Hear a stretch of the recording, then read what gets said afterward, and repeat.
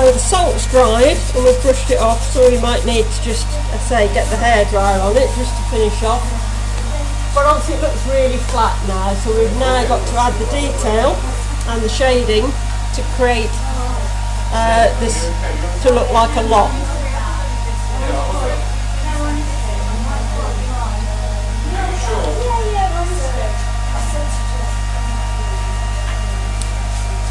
So I'm going to start to add some shading around the edges to create so it looks more 3D. So we've got sort of shadow around here, we've got shadow underneath here, we've got the shadow around the rivets and shadow around these sections. So I'm just going to take a mixture of Payne's Grey and a bit of burnt umber. So smallish brush, or make sure if you've got a bigger brush, make sure it gets a nice point. And I'm just going to start to darken this round to get that shape in there.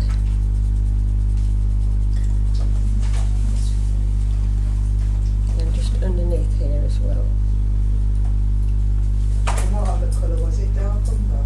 So burnt umber and Payne's Grey gives you a nice shadowy colour on this sense. Right, I'm just going to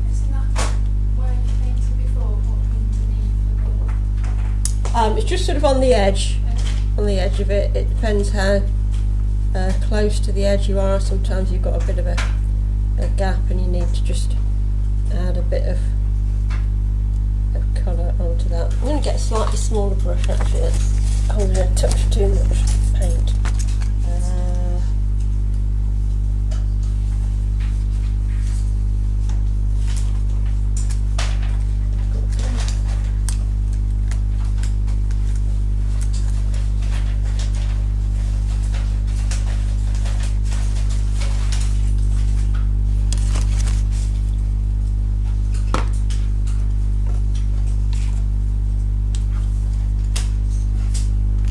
So look at your picture, look where your shadows are. Obviously we need to reinstate this bit here, so darken that down. So it's best to don't go mad and go too dark too soon, because we can always darken it down a bit more. But we're creating this lights and darks to make it look three-dimensional now. So again, I'm almost like stippling the paint on.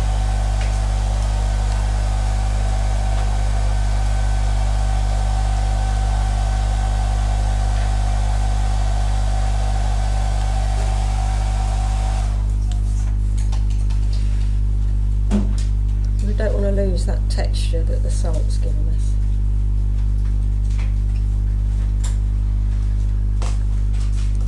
And they might have some little gaps of white that need just filling in as well. Like here, I've got some.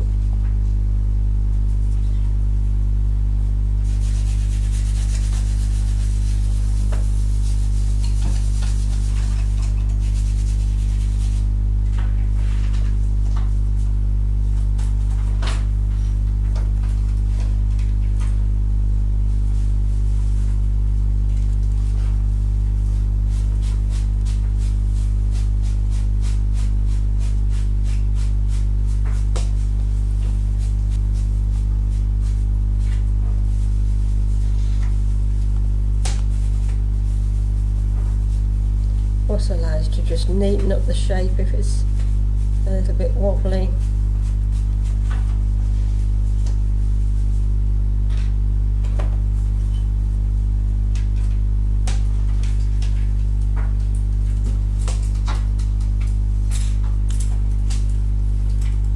And a fine brush, and we just want to put the underside of these rivet heads in.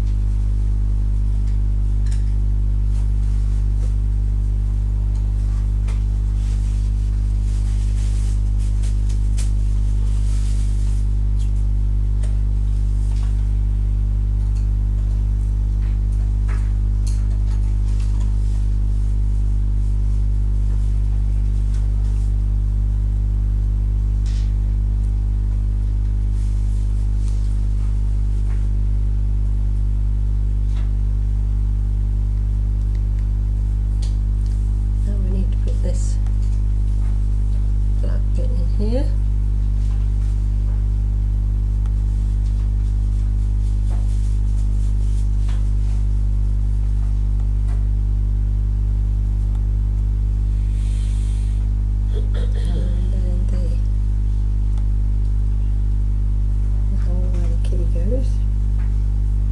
If you can't see it and you want to draw it out again, just do that.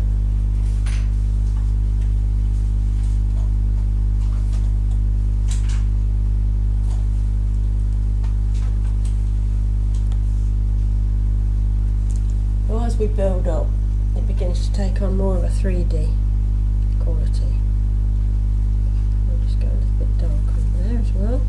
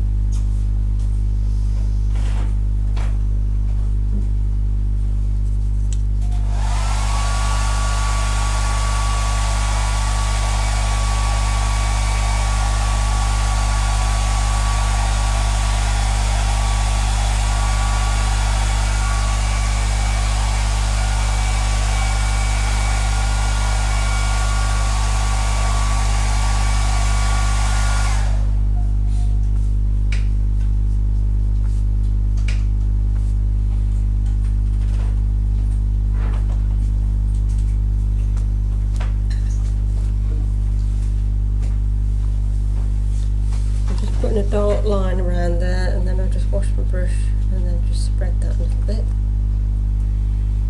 Again with the burnt umber and Payne's grey. So it's curved, so the highlight is on the highest point of the curve.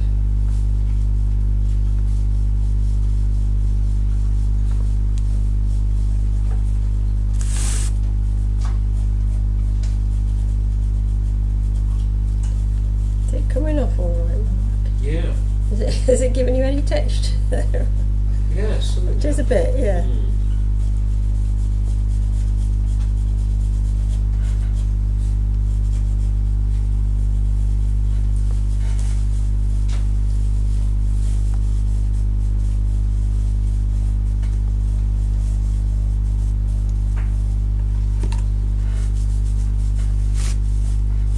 But it's adding this fine control detail there, lights and darks, that create the 3D quality of it.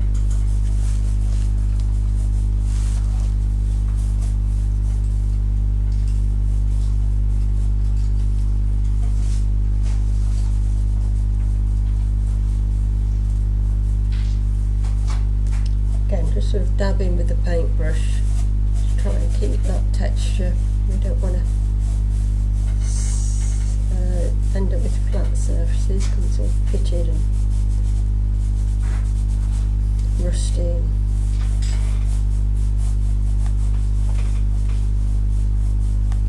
So if you find you need to go a little bit darker or a bit more colour, we can pick that up.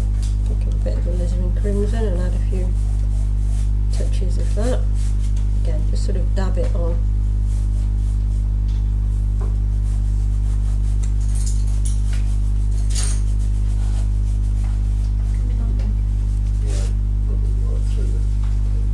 Oh no! No, I'm not. It's okay. It's giving it a nice effect.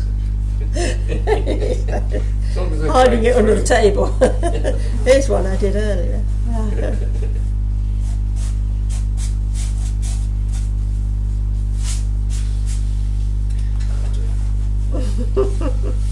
That'll do.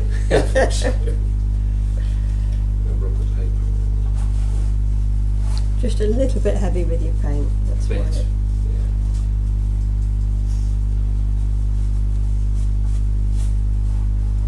So if yours is a bit pale and you've taken your salt off, just go in with a mix of your other colours and just sort of dab it on, create the stronger colours in there. Could do with going a little bit darker with my shadow, so I'm just going to use a little bit of the Payne's grey.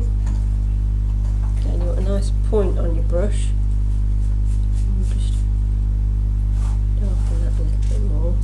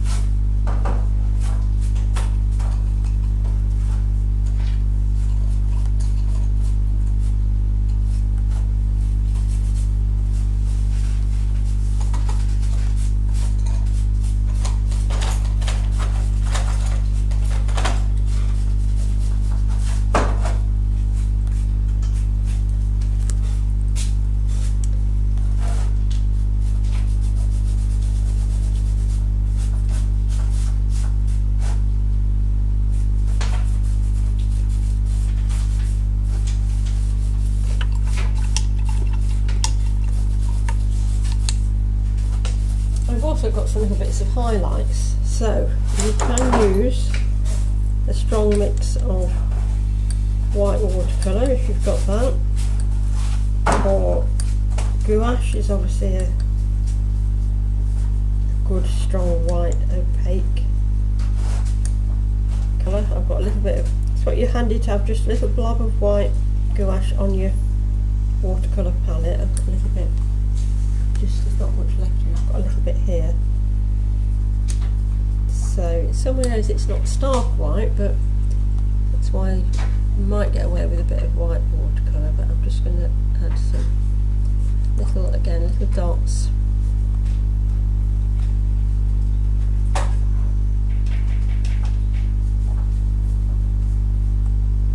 Of where it's gone through, and we're almost back to the metal.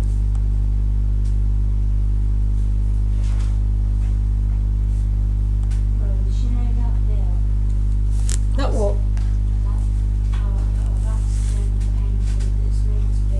Oh right, yeah. Right, can we lift that off, that brown that you've got in there? So, sort of stiff a paintbrush if you've got one, and then just scrub at it a bit, and that's going to be quite dark anyway because it's getting the shadow from the top of the bolt, top of the lock.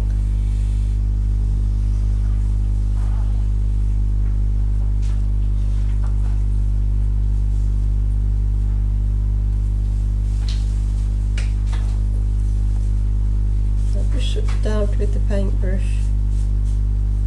little tiny bits where the rust is eaten through to the metal.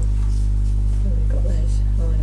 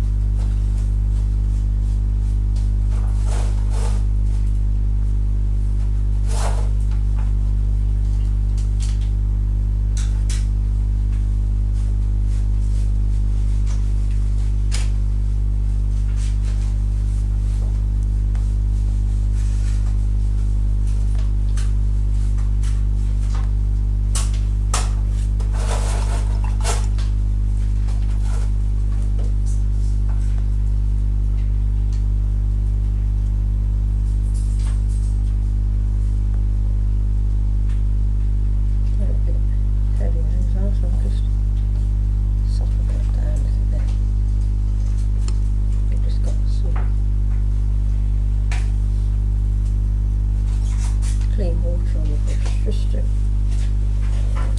not have them too stark. This is why white watercolour would probably work as well. No, you've got to go, Amy. Yeah.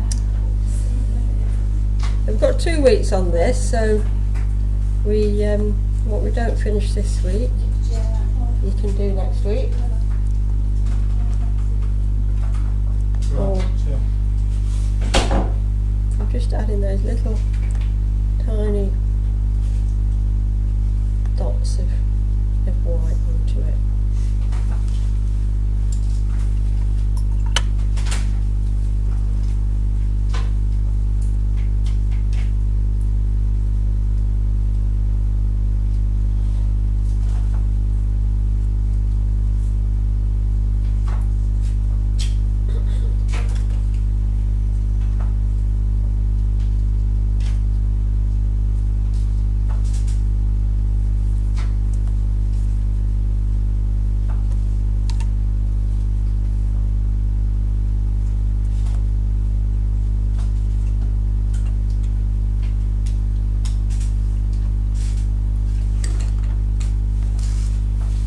To work on the background as well, because we need to have a bit of shadow underneath the whole of the lock. So those lines we put in before, we can re-emphasise those with a black and brown mix again.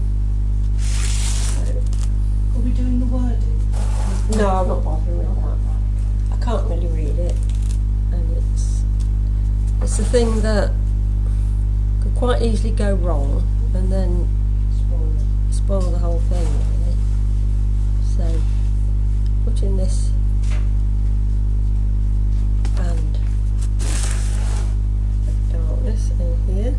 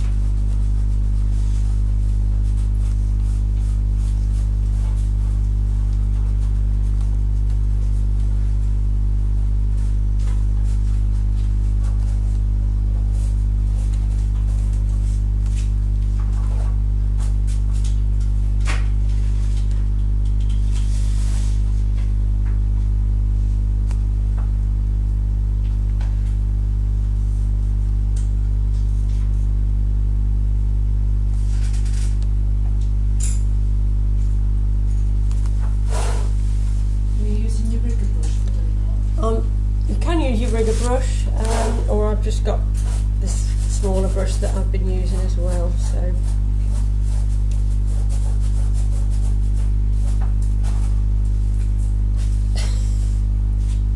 we've still got some salt on it.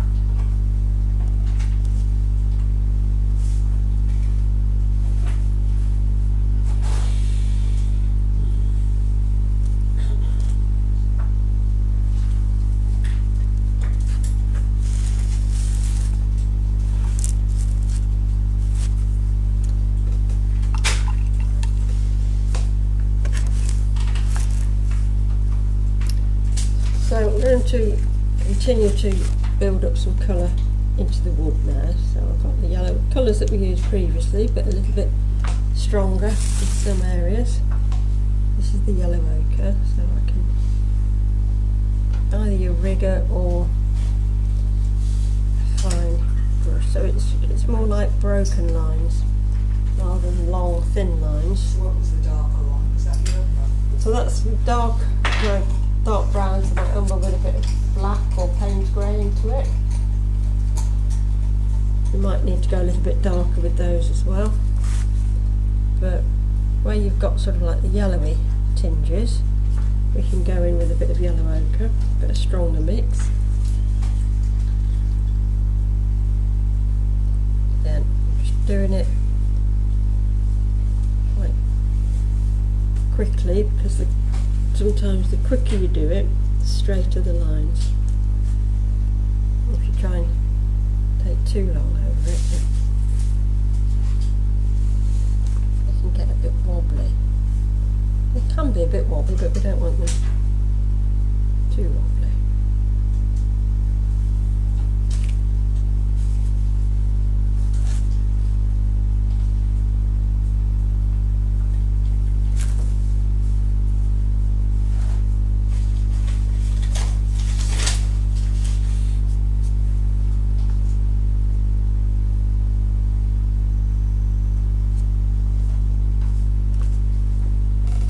Then that blue green colour that we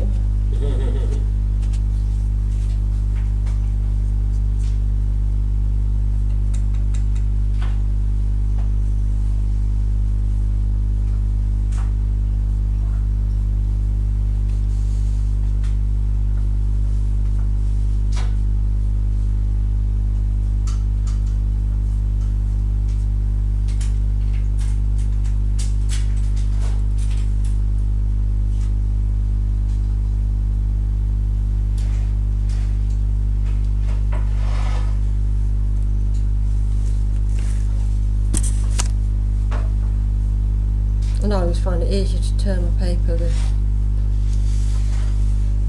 90 degrees.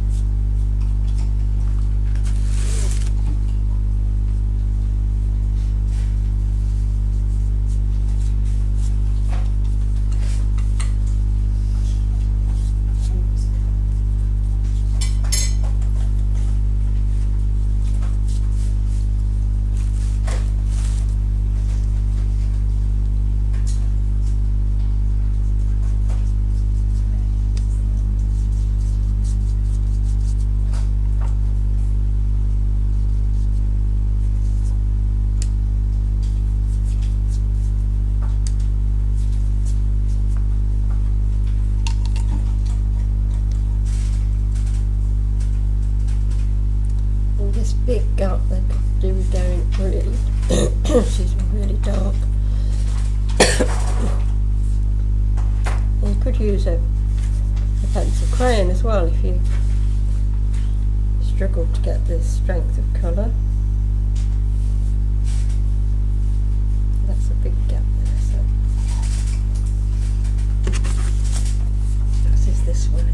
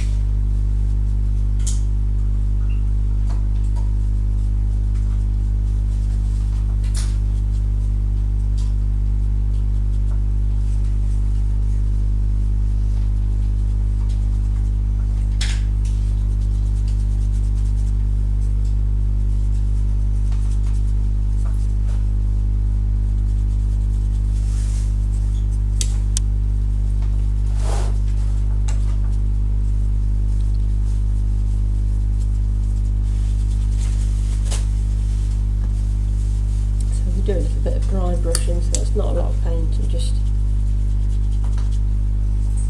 working it across. Add a little bit more texture into that with the browns and the dark colours.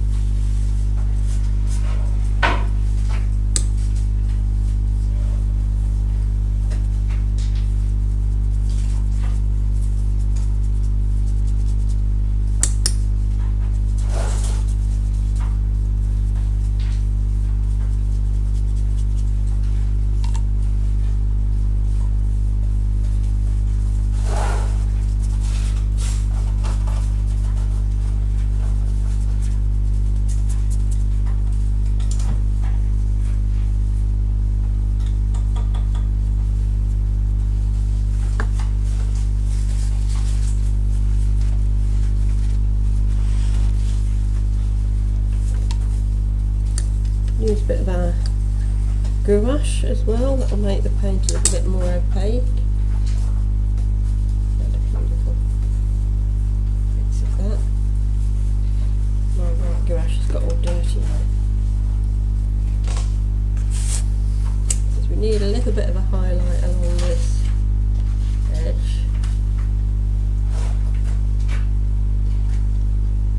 This edge.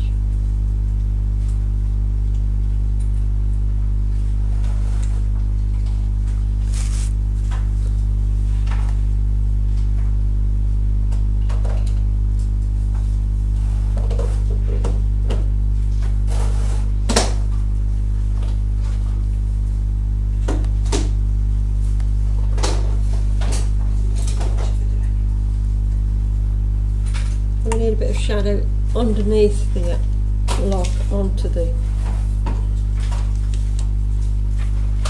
road as well, so a bit thinner, check it on your paper.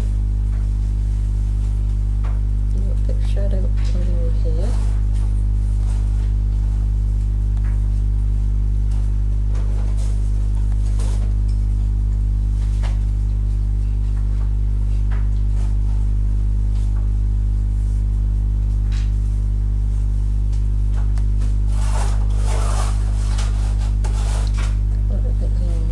Here, it's pretty dark, getting lots of shadow.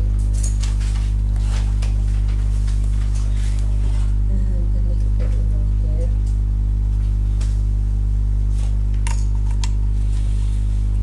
Just wet my brush and pull that down a bit so it fades out. A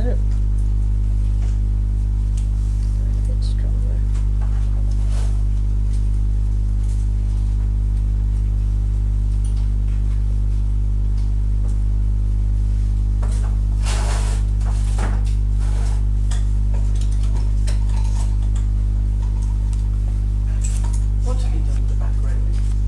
Which background? The shadow or the No, the background of the background? So slightly darker Yeah. strengths of colour, and then a little bit of sort of dry brushing will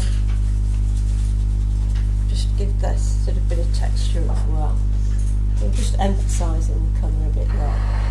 So I think that we'll leave it there with that one.